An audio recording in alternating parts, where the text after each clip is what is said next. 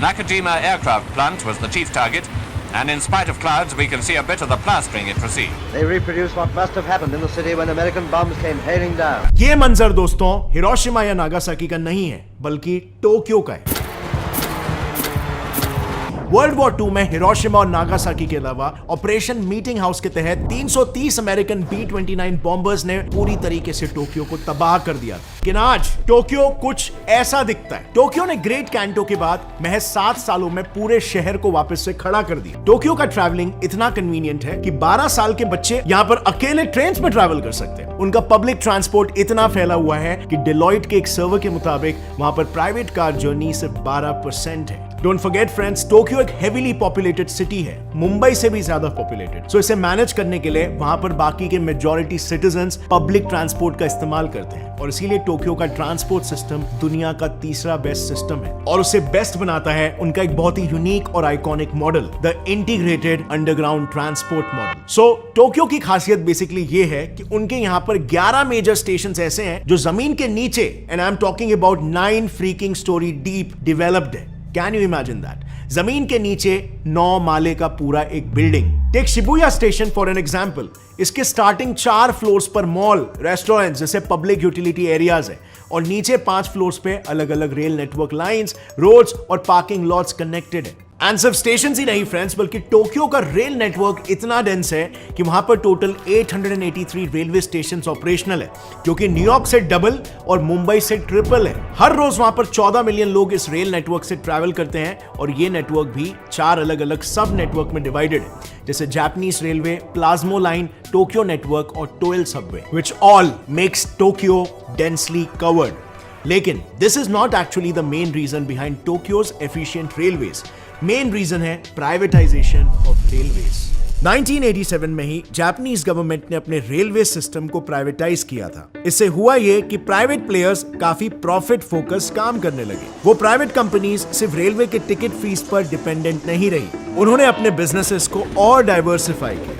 Example के लिए आज वहां की एक लाइन रन करने वाली JR east company Tokyo station में रेस्टोरेंट्स, होटल्स और शॉपिंग सेंटर्स ओन करती है। इससे उनके टोटल प्रॉफिट का 30% हिस्सा आता है। ऐसे ही एक और एक कंपनी JR क्यूशू तो अपने प्रॉफिट का 60% इन प्राइवेट बिजनेसेस से कमाती है। इस प्राइवेटाइजेशन से हुआ ये कि ऑपरेटर्स अपने बिजनेस में प्रॉफिट्स अर्न करने लगे और प्रॉफिट आने से इन टर्न वो पब्लिक के लिए बेस्ट सर्विसेज केटर करने लगे और इसीलिए आज के तारीख में वहां पर लिटरली ट्रेन्स इतनी रिलायबल है। सो जाहिर सी बात है, रेल नेटवर्क इतना एक्सेसिबल होने की वजह से टोक्यो में कार ओनरशिप रेट 0.54 पर हाउस होल्ड है, जो दुनिया की बड़ी कंट्रीज से काफी लो है। And no, this does not at all mean कि टोक्यो ने अपने रोड नेटवर्क पर फोकस ही नहीं किया है।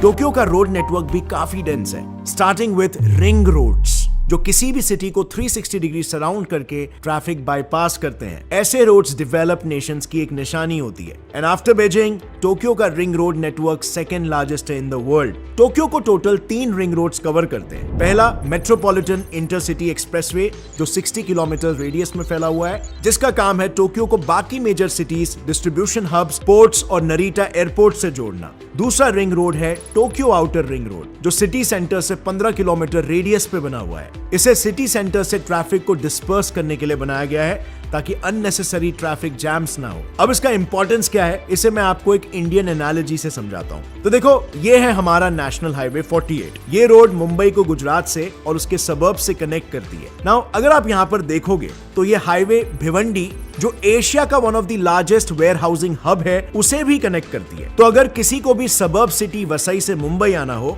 तो उसे बेवजह भिवंडी जाने वाले लॉजिस्टिक ट्रैफिक के साथ ट्रैवल करना पड़ेगा। सो अगर इस लॉजिस्टिकल ट्रैफिक के लिए एक सेपरेट रूट होता तो सबर्ब से ट्रैवल टाइम और ट्रैफिक फ्लो दोनों स्मूथ हो जाता। एग्जैक्टली यही सेपरेशन ऑफ ट्रैफिक टोक्यो का आउटर रिंग रोड करता है। एंड फाइनली उनका तीसरा रिंग रोड है सेंट्रल सर्कुलर रूट, जो सिटी के इनर कोर को जोड़ता है। इसके बनने से शिंजुकू और हनेडा एयरपोर्ट के बीच का ट्रैवल टाइम लिटरली हाफ हो गया, 40 मिनट्स टू 19 मिनट्स। बट इस रोड नेटवर्क को टोक्यो ने एक स्टेप और आगे लेकर जाते हुए अर्बन एक्सप्रेसवेज का कॉन्सेप्ट भी इंट्रोड्यूस किया है। All in all motive inter town traffic को एफिशिएंट बनाना है और ट्रैफिक फ्लो के स्पीड को बढ़ाना। पर ये इतना यूनिक क्यों है, इसे मैं वापस से इंडियन एग्जाम्पल से आपको समझाता हूं। तो इंडिया में आपने दिल्ली मुंबई एक्सप्रेसवे, गंगा एक्सप्रेसवे जैसे कई एक्सप्रेसवेज का नाम सुना होगा, जो बेसिकली दो बड़े सिटीज को जोड़ते हैं। बट टोक्यो ने उनके दो टाउन्स को ही एक्सप्रेसवे से जोड़ दिया है। अब समझो आपको मुंबई से अगर थाने जाना हो तो इस बीच ये सारे लोकल रोड्स भी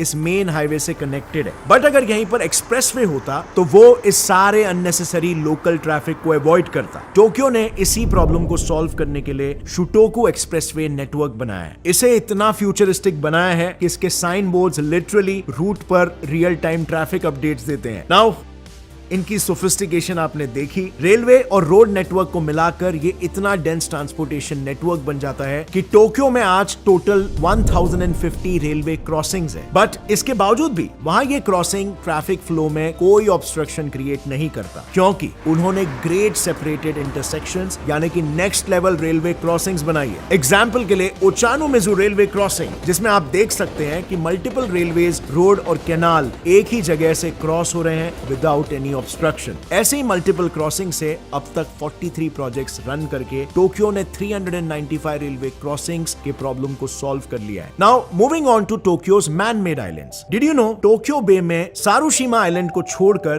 बाकी सभी आइलैंड्स मैन मेड है। इनका भी यूज इन्होंने सिर्फ लीजर एक्टिविटीज और टूरिज्म के लिए ही किया है, by either making it into a theme park और one simple green island with no development zone. कुछ आइलैंड्स का यूज उन्होंने शिप टर्मिनल के तौर पर शिप्स को एंकर करने के लिए भी किया है।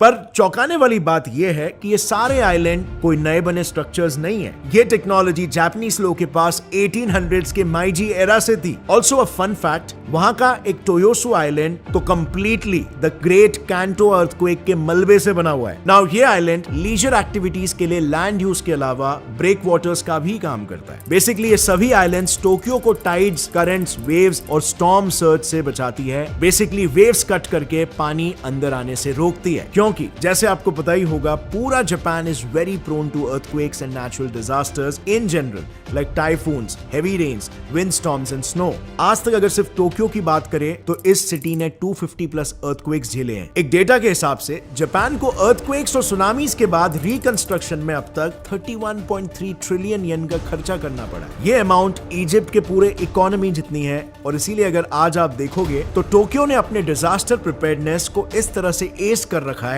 कि they are mostly prepared for any upcoming disaster. Tokyo ने ग्रेट कैंटो के बाद महज 7 सालों में पूरे शहर को वापस से खड़ा कर दिया, लेकिन अनफॉर्चुनेटली 1945 में वर्ल्ड वॉर 2 के बाद वापस से पूरा शहर डिस्ट्रॉय हो गया था। बट तब तक टोक्यो ने इस रीबिल्डिंग टेक्निक को इतना मास्टर कर लिया था कि 1959 से 1964 तक सिर्फ 5 सालों में उन्होंने 10,000 नए बिल्डिंग्स, 8 नए एक्सप्रेसवेज, 2 नए सबवे लाइंस, एक मोनोरेल लाइन और एक लॉन्ग डिस्टेंस बुलेट ट्रेन तक बना लिया। एंड 1964 में तो उन्हें ओलंपिक्स होस्ट करने का भी मौका मिल गया। आज के तारीख में टोक्यो सिटी का इंफ्रास्ट्रक्चर इतना कमाल का है कि वहां पर अगर अर्थक्वेक की वजह से कोई रोड इस तरह जमीन में धंस भी जाती है, डिस्ट्रॉय हो जाती है, तो अनुमान लगाइए कितने दिन में वो रोड कंप्लीटली रिपेयर हो जाती होगी। Only 6 days।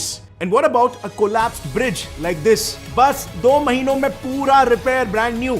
और उनकी सिटी प्लानिंग, टोक्यो के वॉकवेज में लगे ऐसे ब्रेल पेवमेंट से एक ब्लाइंड पर्सन भी पूरे शहर में अकेले घूम सकता है। इतना वेल प्लान्ड ये सिटी है। एंड इनका सबसे आइकॉनिक फीचर है इनका सीवेज सिस्टम, जो कि इतना वेल मेंटेन्ड है कि उनके सीवर यानी कि गटर तक का भी टूरिज्म होता है। अगर ये वीडियो का क्लिप आपको पसंद आया तो पूरी वीडियो चेक करना मत भूलना, लिंक नीचे डिस्क्रिप्शन में है।